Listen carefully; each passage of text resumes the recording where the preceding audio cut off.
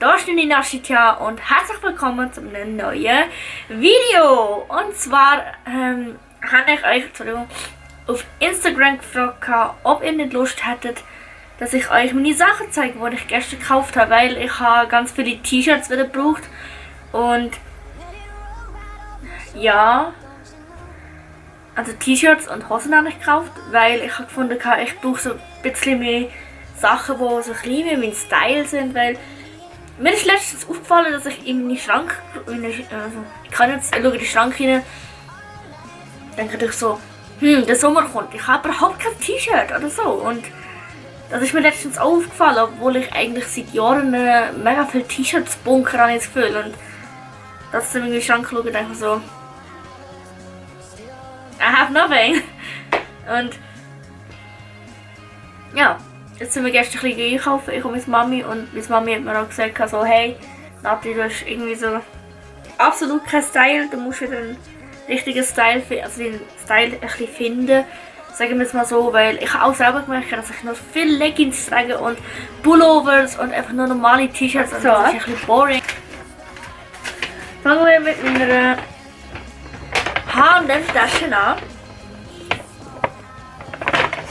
Und zwar habe ich von H&M, also ich muss euch vorstellen, ich gehe eigentlich mehrheitlich mit Italiway und Chicorée schauen, weil ich finde, die Sachen haben mir bessere Sachen. Und Italiway hat auch vor allem so richtig moderne, schöne Sachen für jüngere Leute, weil ich bin auch nicht mehr so jung, weil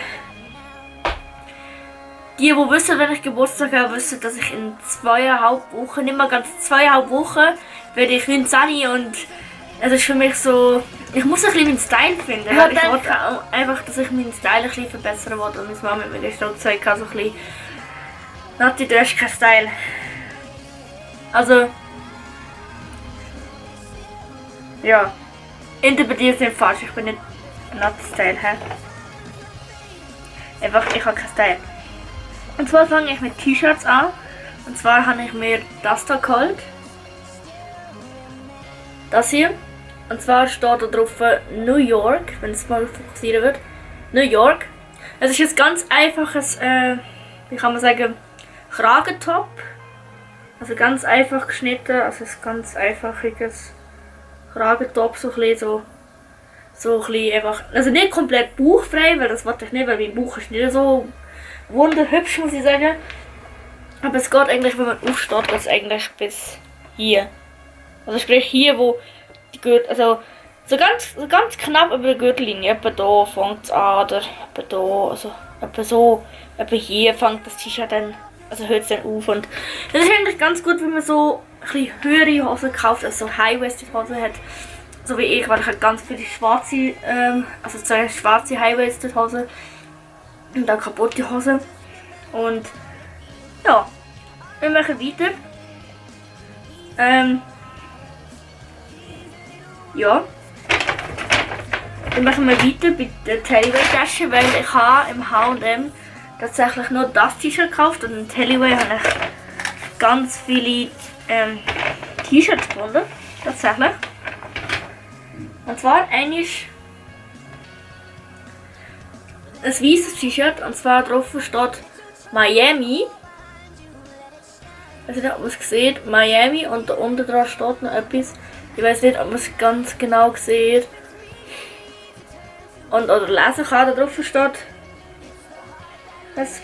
Caribbean. Miami, also unten steht Caribbean Paradise. Also ja, das habe ich mir gekauft, das ist so ein kürzeres, normales Basic-Shirt in weiß, weil ich mir durch meinen Schrank geschaut habe und gesehen habe, dass ich sehr viele schwarze Sachen habe. Also, es ist nicht rassistisch, Deutsch, es ist nicht rassistisch gemeint, okay, interpretiere das bitte nicht falsch, aber ich habe sehr viele Sachen, die schwarz sind, auch was schuhmäßig angeht. Ich habe ein Paar flache Schuhe, die schwarz sind, ich habe ein zweites Paar, also Sneakers, die flach sind, schwarz sind, ich habe schwarze Boots, ich habe schwarze Schuhe, die ein bisschen höher sind. Und den Rest habe ich so eher so unauffällige Farben, so braun, blau, was sehen wir noch da? Braun, dunkelblau. Ja, eher unauffällig, muss ich sagen. Und ich habe sehr viel schwarz, was ihr auch da hinten seht, also da, schwarzes T-Shirt, schwarzer Pullover, da, schwarze Tasche, also sehr viel schwarze Kleider habe ich. Und dann denke ich, komm, ich nehme mal ein bisschen mehr, etwas was heller ist. Und dann denke ich, das da, mit einem schwarzen Druck, wo drauf steht Miami. Dann noch etwas, was ein bisschen mehr farblicher ist, und zwar das beige T-Shirt, da drauf steht Creative Process.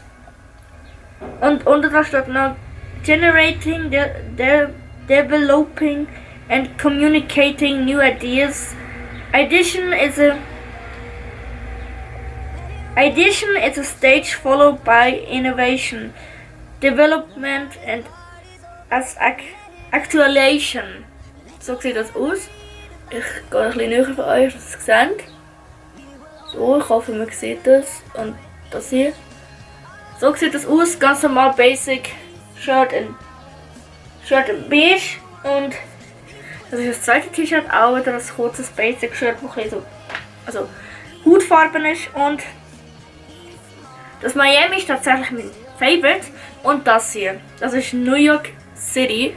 Auch wieder so ein Basic weißes, kürzeres T-Shirt. Und darauf steht New York City 1984. Und die Abkürzung NJC, und unten steht noch New York City. Und in der Mitte steht noch 1984. 84, genau. Und das finde ich ganz cool. Also das und das Miami finde ich sind meine Favorites. Und ja, ich würde schon sagen, wir gehen weiter zu den Hosen. Ne? Da fangen wir bei der Tailey-Dings an. Bei der Tailey Hose habe ich jetzt eine Jeanshose genommen. Eine High-Waisted Jeanshose, die ist mir empfohlen worden von dieser netten Verkäuferin. Weil, schneiden bitte. Jeder Mensch hat so ein bisschen seine Problemzonen. Und meine Problemzonen sind mein Bauch und mein Füllen. Und dann denke ich so, warum? Ich sage jetzt nicht, ich bin fett oder so, aber ich habe schon ein kleines Bäuchchen, würde ich jetzt mal behaupten. Also ein kleines Bierbäuchchen, würde man behaupten. Um es nicht zu sagen. Einfach ein kleines Bäuchchen habe ich. Und das Problem ist, oben dran habe ich extrem breite Schultern. Und also nicht so extrem breite Hüfte, aber schon breite Hüfte. Und da bin ich halt extrem schlank, da um den Körper herum. Da extrem flache Oberweite, also extrem flach hier. Und dafür ist mein Viertel einfach extrem, also ich kann ein extrem grosses Viertel behaupten. Ich sage es einfach mal, ich habe einen fetten Arsch, okay? Also ein Big Butt, okay? Ich habe einen fetten Arsch einfach und manchmal hat man einfach Probleme in so Hosen, ist doppelt so schlimm. Aber ich habe die gefunden, es ist ein High-Waisted Jeans in der Größe 42 von Tailey. Tailywell, wie sagt ihr zu dem Laden? Bitte schreibt in den Kommentaren. Ich habe das Gefühl, ich sage das immer falsch. Ich sage Tailey, also Tailey oder Tally. Es kommt drauf ab, aber ich sage immer Tailey. Also der Tailey oder der Tailywell. Tailywell. Schreibt einfach, wie ihr dazu sagt. Es ist kompliziert, okay?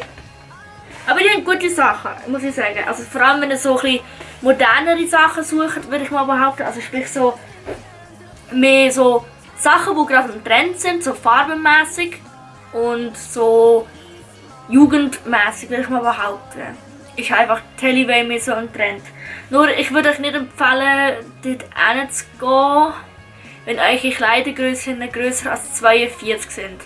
40, 42, weil ich habe das Problem, dass wenn ich manchmal dort hingehe und die Grössen 40 und 42 nicht mehr rum sind bei einer Hose, die ich unbedingt will, dann ist es manchmal kritisch, weil es kommt auf die Hosen drauf an, wo man dort im Tailywell probiert. Weil ein paar Hosen gehen 38 bei mir, bis 38 bis 42 und ein paar gehen nur 40 bis 42. Und es hat auch schon mal eine Hose gegeben, wo ich glaube, also bei den Leggings, dort kann man mal sicher 36 probieren. Das habe ich gemacht, aber 36 Leggings passt mir auch nicht. Also sprich, meine Kleidergrößen beim Tailywell sind so zwischen 38 und 42, etwa so. Kommt drauf ab, was für Hosen das sind oder T-Shirts auch allgemein.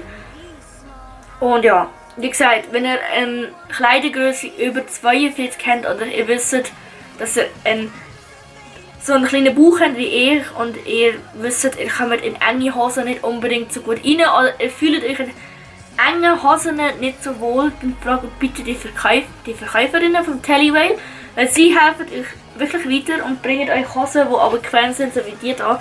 Die ist extrem bequem, muss ich sagen, weil ich bin auch kein Fan von extrem engen Hosen, vor allem nicht an meiner Beine unten, also an meiner, wie heisst das? An meiner Fußgelenk, weil ich dort ja einen Zwang habe. Und darum, ich finde, die Hose ist gut, die ist bequem, die ist auch recht elastisch eigentlich. Also extrem elastisch, muss ich sagen, für eine Jeanshose. Und ja, falls ihr Hilfe braucht im Teli, fragt die Mitarbeiterinnen. Und wenn ihr jetzt schon wisst, der Teli will moderne Sachen, aber ich passe nicht in enge Hosen rein, ihr könnt unbedingt mal in H&M schauen oder C&A oder Chicorée, weil die haben eigentlich grösser Deutsch. Sie haben grössere Grössen als 42, weil bei Tellyway ist die Endgröße 42 und sagen wir es so, die Größe von Tellyway sind zwischen 32 und 42 bei Hosen. Bei den T-Shirts sind es XS bis etwa L, nein warte, XL.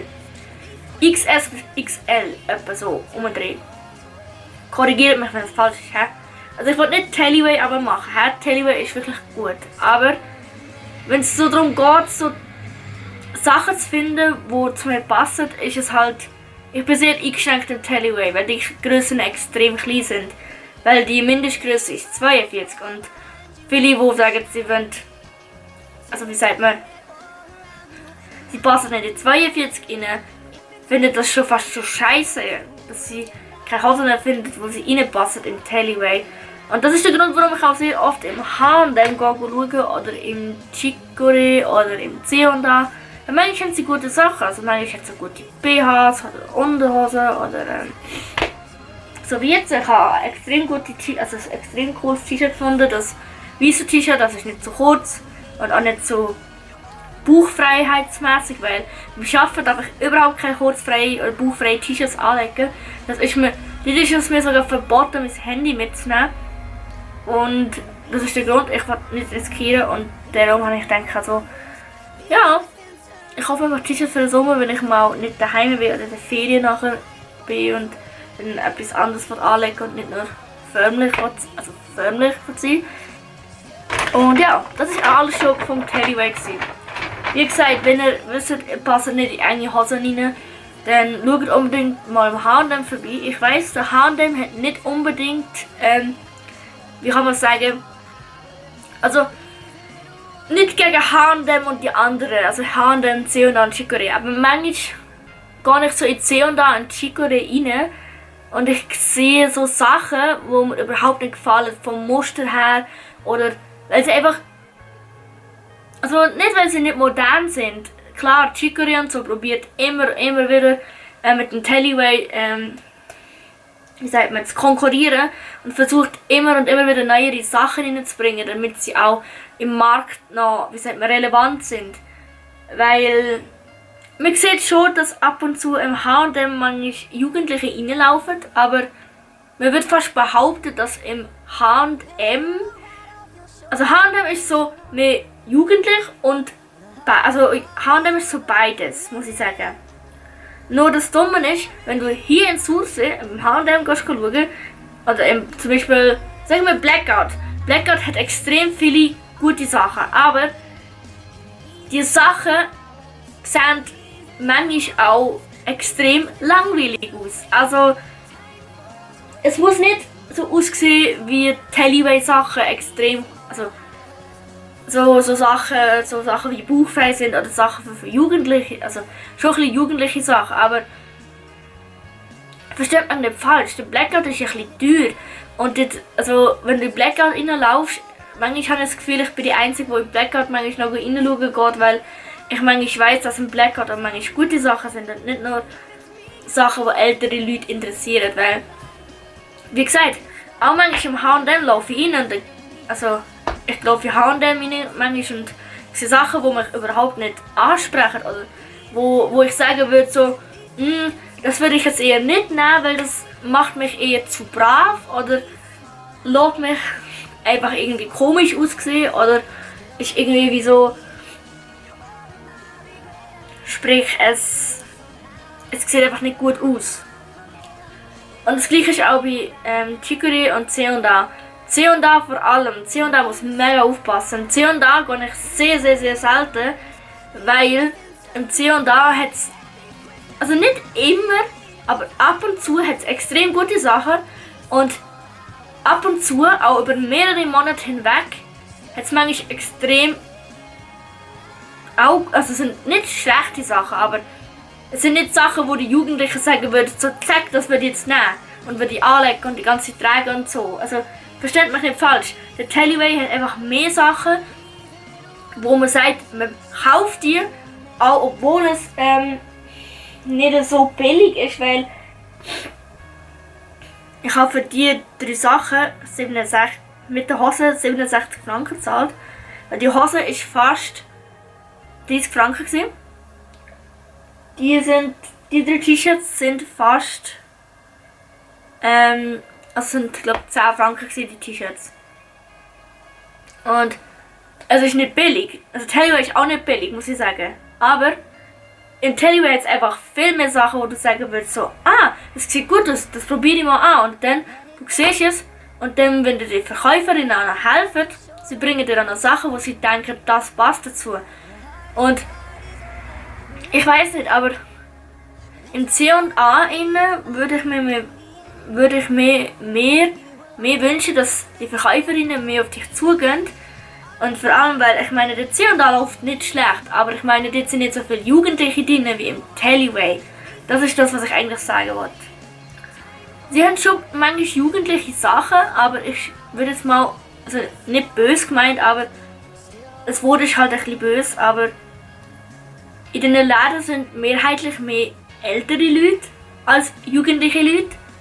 Aber es gibt auch Sachen, die für Jugendliche gut sind. Zum Beispiel, wenn jetzt jemand sagt, ich brauche jetzt eine gute Jeanshose, die nicht kaputt ist zum Arbeiten, zum Beispiel. Zum Beispiel ich letztens. Ich habe gemerkt, also, ich muss schnuppern. Ich brauche Jeanshosen, die keine Löcher haben und die gut sind und die nicht kaputt sind und die bequem sind zum Arbeiten. Und dann habe ich gesucht. Ich bin in Tellyway und habe gute T-Shirts gefunden. Also normale Basic T-Shirts, die normal lang sind. Also nicht so kurz wie die ich jetzt gezeigt habe. Aber es ist einfach, ich bin in C&A rein. Nein, Chicory rein, in Sursee. Und dann habe ich 2 Hosen gefunden.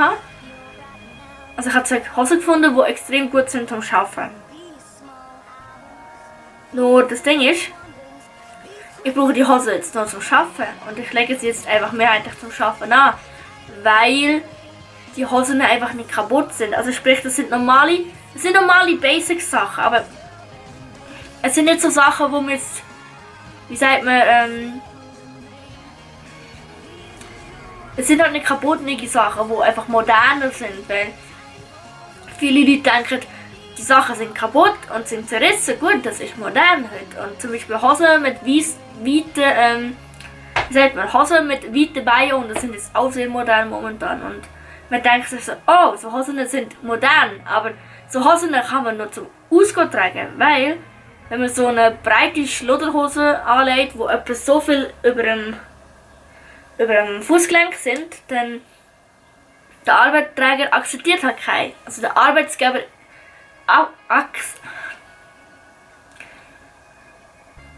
also ein Arbeitgeber nimmt das nicht an, dass jemand mit einem T-Shirt mit Bauch frei kommt oder mit irgendwie stark geschminkt oder so.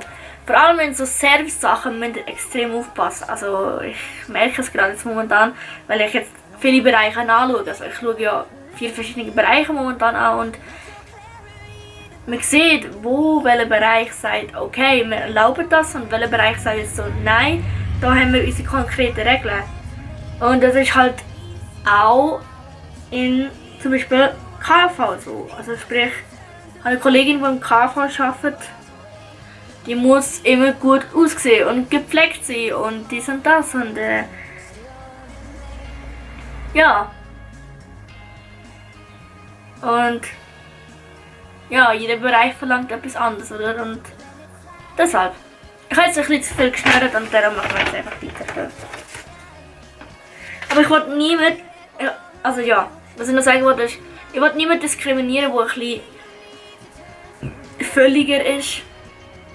Weil ich selber bin ein bisschen völliger. Ich würde euch nur den Tipp geben, ich würde sagen so, oh, ich suche etwas Gutes und Modernes, dann kann ich euch auch H&M geben, weil in H&M, viele Jugendliche gehen die H&M rein und gehen mit nichts raus.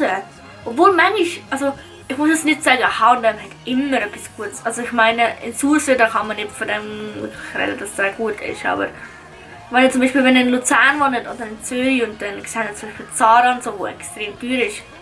Ich finde, Zara hat manchmal schon gute Sachen, aber manchmal auch nicht. Es kommt darauf ab, wie dein Style ist, weil jeder hat seinen Style und seinen Geschmack. Also bei mir ist halt so ein bisschen, ich bin so ein Typ, ich bin mehr sportlicher, aber ich wollte jetzt mit so richtig sportlich Street-Style gehen, weil mich Mascha Medusa genau sehe. Falls ihr sie nicht kennt, suche mal auf Instagram Mascha Medusa. Sie hat extrem coole Street-Styles, nur ich finde, bei ihr passt es. Bei mir würden so extreme Street-Style-Sachen nicht wirklich passen, aber ich weiß es nicht. Weil ich bin also ein Mensch, ich traue mich an so extreme Sachen gar nicht an. Also, das habe ich gestern mit Mami erzählt. Sie hat mir ein T-Shirt gebracht, wo da so einen Spalt, also ihr kennt ja T-Shirts, wo da so einen Spalt hat, wenn man den Ausschnitt da sieht. Oder da ein Loch hat. Und so ein T-Shirt würde ich mir gar nicht erst nehmen. Also, ich würde so etwas gar nicht probieren erst, weil ich bin so ein Mensch, ich traue mich an so Sachen gar nicht erst an. Obwohl ich eigentlich gar nicht Angst hatte vor so etwas. Aber so T-Shirts zeigen halt extrem deine Oberweite. Und wenn du so eine flache Oberweite hast wie ich, dann, naja, ihr wisst es, oder? Es ist wie so, man hat so eine flache Oberweite und man hat Angst, dass so ein bisschen, also, manchmal habe ich Angst, wenn ich Oberkörper in enge Sachen hineinstecke, weil ich Angst habe, dass danach mein Bauch sehr gezeigt wird mit den engen Sachen. Und meine Oberweite dann einfach wie so flach aussieht, weil ich nicht wirklich eine grosse Oberweite habe. Also sprich einen grossen Oberkörper habe. Meine Schultern sind so breit, aber hier, das ist extrem flach. Also wirklich. Und dann viele, also ich kann verstehen, dass viele sagen, sie dünne Sachen anlegen und sie sind confident und legen dünne Sachen an und dann sieht man es auch, dass sie extrem flache Foren sind. Aber ich bin so ein Mensch, ich komme noch nicht ganz damit klar und ich muss das noch lernen. Und ich arbeite auch daran, dass ich das akzeptiere an mir, weil ich bin halt auch noch ein Mensch und sage, ich habe das ist meine Angst oder das und das ist meine Angst. Also, falls ihr mal ein Video wollt, wo ich über Angst rede und so, schreibt es unbedingt in die Kommentare. Und ich mache jetzt weiter mit den Hosen, weil ich habe noch 2 Hosen, die mir richtig gut gefallen. Und ja. Das ist meine Favorite von H&M. Sie ist ein bisschen grösser, weil wie gesagt, ich bin halt ein bisschen völligerer Mensch und wir haben verschiedene Hosen ausprobiert. Das ist jetzt so eine größere Hose, ist so eine Street-Style-mäßige Hose. Also das ist eine Hose mit weiten Beinen unten und die ist in der Größe 44, weil sie oben halt ein bisschen enger geschnitten ist. Also sprich hier oben, wo also hier, wo es hier an der Hüfte ist, die ist extrem eng geschnitten und unten sind die Beine extrem weit. Also ich kann euch das mal zeigen. Hier die Beine sind extrem weit. Also das hier sind Beine. Seht ihr? Die sind extrem weit geschnitten. Und oben ist es halt ein bisschen enger geschnitten. Also bei den kleineren Grössen, zum Beispiel 38, 40 und so 42, das ist schon fast zu eng für mich, weil mein Bauch hat nicht reingepasst und mein Filet ist auch zu fett für das. Und darum habe ich die da genommen. Das ist eine extrem geile Hose, finde ich. Und die passt extrem gut zu mir. Und das ist eine kleine, also sie ist ein bisschen high-waisted mäßig und ich würde sie mit einem wie sagt man, ein bisschen einem enger anliegenden T-Shirt kombinieren. Für den Sommer, ehrlich gesagt. Aber ich liebe die Hose mega. Die Hose hat meine Mami übrigens gefunden. Weil meine Mami hat einen besseren Style als ich, muss ich wirklich behaupten, weil ich habe manchmal so das Gefühl, ich habe meinen Style irgendwie manchmal ein bisschen verloren, weil ich mich durch das Mobbing, das ich auch so ein bisschen erlebt habe, irgendwie wie so momentan noch so ein bisschen schäme, Sachen zu probieren, die für mich wie so ein bisschen extravaganter sind. Aber ich sollte eigentlich nicht Angst haben, oder? Also nicht, ich sollte mich nicht schämen für das, weil eigentlich ist mein Körper so gut, wie er ist. Und es hat zwar lange gedauert, bis ich wirklich so bin, wie ich mich jetzt kann, aber wie gesagt, ich sollte einfach daran arbeiten, wahrscheinlich mir zu trauen, so extravagantere Sachen zu nehmen, weil die blaue Hose, die sieht extrem geil aus an mir eigentlich und ich hätte sie aber eigentlich nie genommen, wenn meine Mami mich nicht überschnürt hat. Und ja, das gleiche ist mit dieser Hose. Das hier ist ein Hot Pants, aber die sieht so ein bisschen rockmäßig aus. Also das ist eine Hose übrigens. He? Das ist eine Hose. Die Hose ist ein bisschen weit, also ein bisschen luftiger. Sprich hier, ein bisschen mehr luftiger, aber das ist eine Hose. Die habe ich gesehen und die habe ich extrem cool gefunden. Meine Mami hat gesagt, sie hat auch so eine gehabt und die sind so gemacht, dass sie unten breiter sind und oben ein bisschen enger mit elastisch. Und da habe ich mich auch nicht ganz so getraut und ich so, Mami, soll ich die wirklich nehmen oder nicht? Und sie so, ja komm, nimm sie und probier sie. Und dann habe ich es anprobiert und dann bin ich... I fell in love with the jeans. Oh, beautiful. Ich hoffe, das Video hat euch gefallen. Wenn ja, dann lasst ein Like und ein Abo da. Und ich wünsche euch einen schönen Morgen, Mittag und Abend. Und tschüss, ciao, ade.